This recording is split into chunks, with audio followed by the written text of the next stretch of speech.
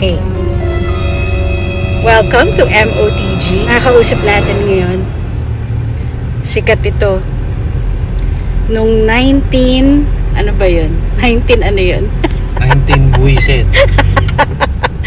Ladies and gentlemen, Edward. Hi Edward, good afternoon. Hello.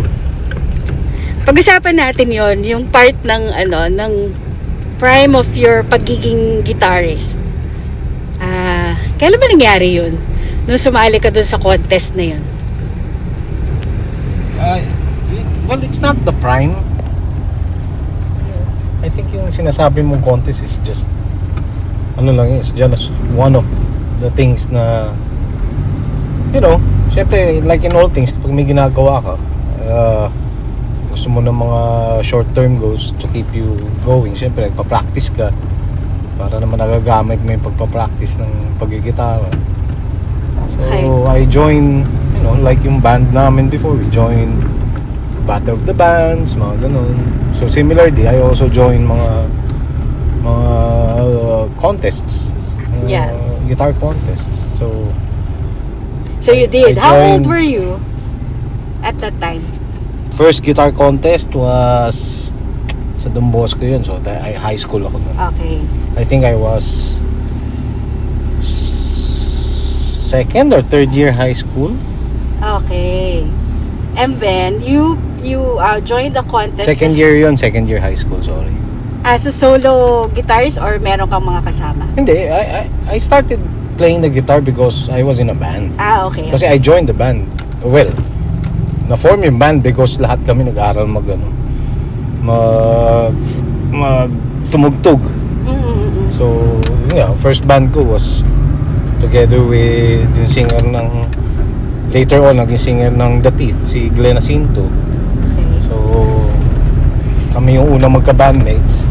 And then syempre later on naging The Teeth siya, ako Great Divide. But anyway, ganun yung start nun. Okay. But yung joining the contest, individual lang yun. So at that time kasi no 90s may Yamaha concert contest, I'm sure Yamaha Con tawag dun. Alam ni ni PP Jeff yun. Sigurado sumali rin yun. Okay. So sumali rin ako dun. So as a entry ko as a guitar player. So yung solo lang yun. Ayan, how was it? Kwenta mo naman sa amin yung journey mo doon. First time I joined, medyo malabo kasi parang I think there were only two guitarists and the other are drummers and singers, ganun. So parang nangyari, kinumbine kami into one division lahat. So parang second place ako. Tapos ang first place ata is si drummer. Labo, di ba? Okay ba kayo? But anyway, ever since kasi hindi ako nagpepiyesa na kind of musician o lang ako on the fly lang. So naalala ko pa nun, I didn't know kasi how to join, so I just joined. I filled up tapos sabi sa akin, "Sir, you have to put yung number ng piece nyo." Yung title ng piece nyo. Wala naman ako piece kasi nga it's random lang eh. So kumbaga improvisation lang siya eh. So I put yung landline number namin doon as yung title ng piece ko. Okay. Tapos yun, wala. Kung Sali wala ka na. maisip ko, kasali ako. Tapos pag tugtugol sa stage, guitar solo lang, whatever. Hindi naman nila alam kung ano yun. Hindi, exhibition lang. Okay. Tapos nag-second place ako. But yun nga, nanalo is champion is drummer. So medyo malabo. And then later on, sumali ulit ako sa ganun. But yung journey ko kasi ng pagigitara, siyempre, Don Bosco, maraming dyan. Nakasama ko na dyan sila Perf De Castro, sila Eugene ng True Faith. So magkakakilala na kami. Ngayon, yung mga iba pang nasalihan ko, I think ito na yung tinutukoy mo. Idea na yan ni Perf De Castro ng River Maya na later on, di ba, si Perf. So sabi niya, "Edward, sali tayo sa ganyan, sa RJ King of Guitars," yung title. Kasi popular yun, that was popular. sa RJ TV yun. So may cash price daw kasi. 20,000 daw kasi yung cash price. Uy, malaki na yun, So, ha? oo naman, no 90s. So anyway, sabi ko naman kay Perf, ayoko nga, sali ka, tapos sali ako, hindi ko kaya yan. Sabi ko, magaling naman talaga si Perf.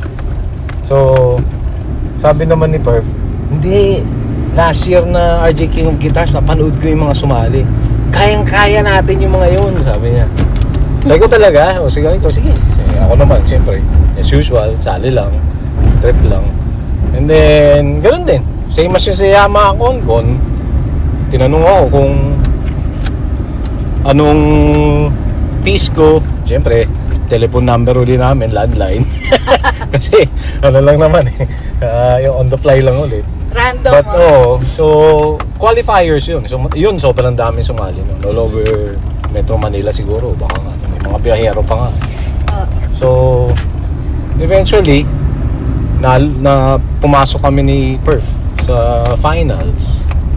Okay, Tapos, Perf De Castro is one of those na talagang ano rin, di ba? Kilala na rin siya at the time, no? Oo. Hindi, tsaka, taga.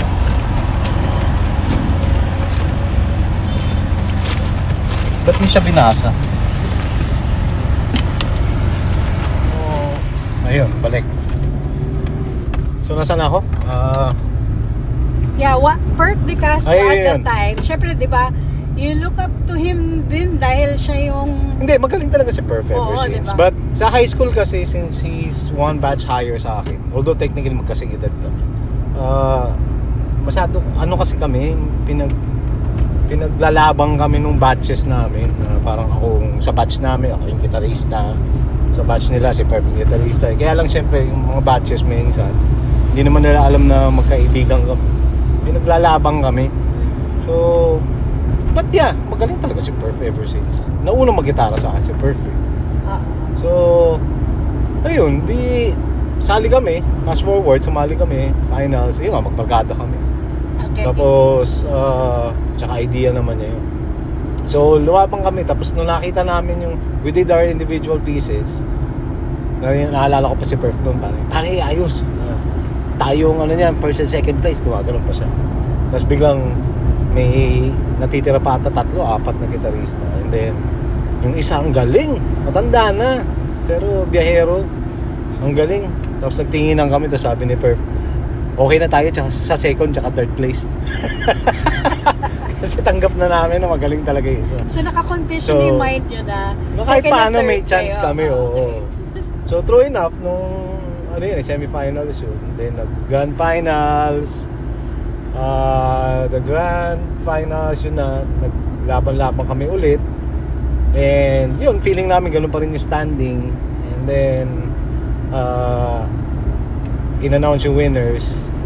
So I was third place, second runner-up basically, tapos first runner-up was yung Bihero, yung magaling, and then si Perf yung champion, grand champion. So you were second. second runner-up Second ako. runner-up. Yeah. At the time, second runner-up ba tawag or first runner-up? Hindi, ganun naman yun eh. Pag kumbaga third place, second runner-up yun. And first runner-up is yung silver. Kumbaga, Okay, first gold runner-up. is champion. That was good enough kasi di ba you were just aiming for second and third? Hindi Okay. kaya nga, pero ibig sabihin, okay na yun kasi trip-trip lang naman. Oo. So I got 5,000, then the second place got 10, si Perf got 20,000. Tapos, But there's this funny inano part. kami, pinatawag kami ni RJ. Well, kinausap kami ni RJ. RJ's Oo, RJ Ramon Jacinto. Jacinto, Oo. yes. So, Okay. they invited all the winners to play sa studio. Station. Sa Okay. studio niya. Okay. And we will be recorded and we will be featured sa RJTV. So, yun. Pagdating namin doon, they got our names. Isa-isa kami tumugtog. Kita-kita kami ulit doon. Tapos, syempre, alam naman nila kung sino yung champion, sino yung ano, di ba? So, we played, ganun lang. Tapos, we were gonna be updated daw kung kailan daw papalabas. Okay. So, I think a month after or more, tumawag si Perf sa akin. Sabi, Edward, papalabas na yung King of Guitars natin. Kaya, tara, punta ka dito sa bahay. Kaya dito natin panuorin. Sabi niya, o sige ba? Di, punta kami doon. May mayaman naman si Perf. So, pakain siya. Tsaka, umiinom kami. Tapos, pinanood namin. And then, unang pinalabas was yung yung Biyahero, the second place. Okay. So, siya yung unang pinalabas. And then, mamaya, pinalabas si Next to him is si Perf. si Perf. Oo. Okay. Si Perf? Ay, hindi. Sorry. Hindi. Ako pala muna ang pinalabas. Okay. Tapos, di tugtog kami, excited kami, di nunod kami.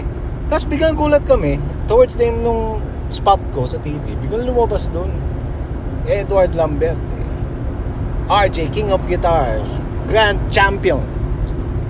Bakit nagkaganon? Tapos sabi ni Perp, ba't ganun? Ba't di kayo champion? Sabi ko, hindi, nagkamali lang yan. Sabi ko, malamang yan, ganun din nakasulat sa'yo. Di, ganun, di ba? Note kami, tapos napanood namin yung second runner-up. And then, mamaya, lumabas na yung kay Perf. Tapos na lumabas yung kay Perf, towards the end ng guitar solo yan, lumabas yung pangalan niya, Perf De Castro, RJ, King of Guitars, second runner-up.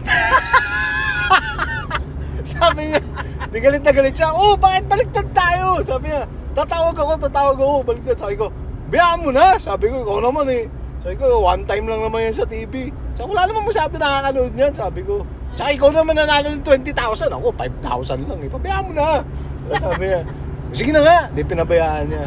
But, ang problema was, those episodes, pinalabas si RJ King of Guitars for like, more than a year. Diretso, almost every day. So never na napalitan. So sama-sama ang loob ni Perp. Tapos may mga times pa na nasa labas kaming dalawa. Tapos biglang may makakakita sa amin.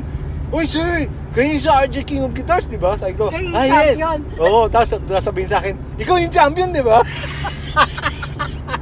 Sama ng loob ni Perp. Alam mo naman namin pareho, siya naman talaga yung champion. But anyway, nakakatawa lang. Those are things na nakakatawa lang. But we never really know what really happened. I'm pretty sure they just screwed it up. But alam ko na, paborito ka nung sa production ng TV. Baka. Si Perp kasi magulubok eh. So at the very, at kumbaga for a year, so alam ng tao, ako yung King of Guitars. Ikaw yung King of Guitars. So, you were King of Guitars for a year. Tapos, na hindi naman dapat. Okay. So, dahil dyan, nakilala ka rin doon. Ay, hindi, oo. Ang dami kasi, no? Kasi TV yun eh. Oo, correct. Saka wala pa naman internet nun. TV So, lang mayroon. kung nakikinig si Mr. Perf De Castro, sir, alam nyo na. Sa kinuwento ni Edward. Hindi, pero siya naman talaga ang champion. But those are really funny things. Pero in fairness, pareho naman at the time, pareho naman kayo noon na at sabihin mo na parang talagang, kasi younger pa di ba? So talagang sobrang, how do you say it? Parang aggressive pa, tumugtog, no? Yeah. But, hindi, ako nga, yun nga. I think it's, alam naman namin na it's just a mistake by the production. But anyway. But it was fun. Yeah, but it never affected our friendship. Talaga naman, actually, I'm pretty sure hanggang ngayon, pag napagkukwentuhan namin yun, natatawanan lang kami. A lot of our close friends know about it. Kasi nakakatawa naman really talaga siya. Funny. Ngayon nyo lang nalaman yan, exclusive yan. Kaya naman, abangan ninyo ang part 2 of that interview. Hanggang sa muli, dito lamang sa MOTG.